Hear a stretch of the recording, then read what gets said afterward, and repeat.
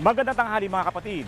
Ibinahagi ng real-life best friends na sina Rian Ramos at Michelle D ang sekreto sa kanilang long-lasting relationship. Yan daw ang pagkakapareho nila sa mga bagay-bagay. Ikaw kapatid, anong tingin nyo ang nagpapatibay sa pagkakaibigan? Samahan nyo ako at pagtatanong tayo dito. Tiwala syempre po sa isa't isa kahit malayo po kami. Okay. Yung tiwala po. Tsaka, Yung yung samahan na saan gusto pumunta, kasama, sa mga gimmick nyo, o sa mga gimmick. Yung kasayahan po. May tiwala po kami sa sarili namin. Bawat isa may tiwala po.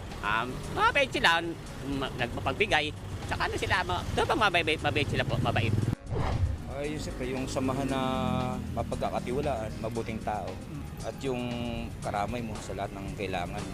Yung nakukuha mo ng advice. ako ang inyong hanin ng bayan, ang tunay at nag-iisang pantanggal umay sa pananghalian.